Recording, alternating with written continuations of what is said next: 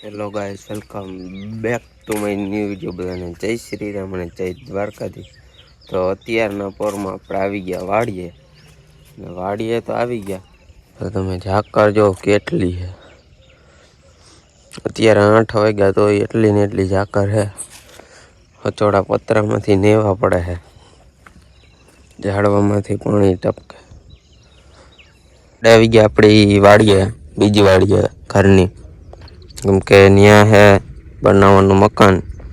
ભાઈ ગરાઈ ગયા, પાણકાની એક ગાડી આવી ગઈ, હવે બીજી ગાડી પાણકાની આવી જાય એટલે પછી આપણે જીસીબી વાળાને કીધું હે એટલે ભાઈ ખોદી ગયા હે એટલે મકાન થઈ જાય તૈયાર. તો પાણાની ગાડી આવી ગઈ છે બીજી.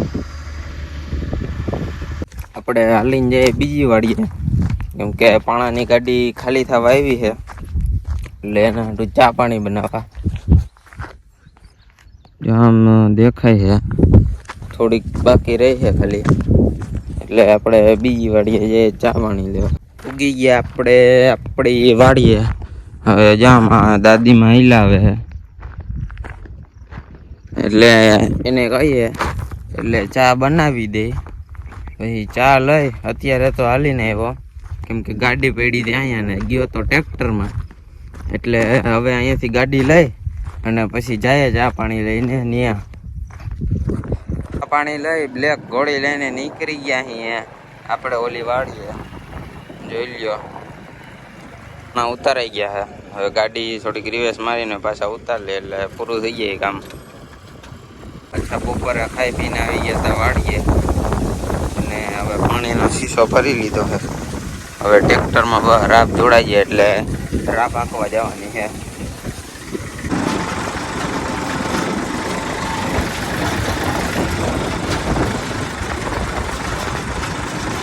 બાકીને એક ભાઈની આપણે ધૂળનો ટેકલો કરવાનો હતો, આમ ફેરવવાનો, એટલે દેશી જુગાડ કરી રાપની ઉપર પાટિયા મારી, કેમ કે એ જે હતું એ આપણે બીજે દઈ ગયેલું હતું. આપણે આવી ગયા કાકાને ઘરે. આજ તો હે કાકાનો બર્થડે એટલે બર્થડે કરી દઈશ. Happy birthday. ઓકે,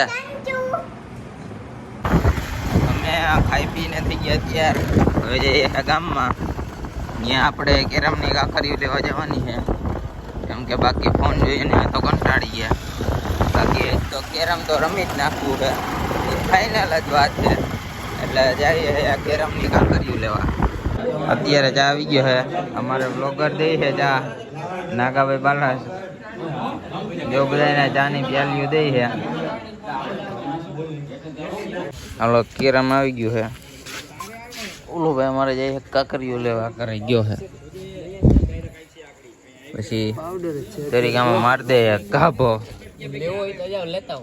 આ ઋતુવાન જરીક કપડું લઈ લેજે એટલે થોડો કાપો મારીને પછી કરીએ ચાલુ. અમારે જો નવી કાકરીઓ લઈ આવ્યા. મોટો ઉગાડી દીધો સુખનો સૂરજ ઉગાડી દીધો છે. મારે 1 નંબર છે, જોઈ લ્યો. કાંઈ ઘટે નહીં. હવે તો બસ સ્ટ્રાઈક કર રેડી. જો કાંઈ ઘટે નહીં. કેરમ ને એટલા બધા રમે છે. અમારે જો કેરમ નો પાવડર લગાડ્યો છે. જો તો આપણે કરીએ બ્લોગ નું એન્ડિંગ. બધાને જય શ્રી રામ.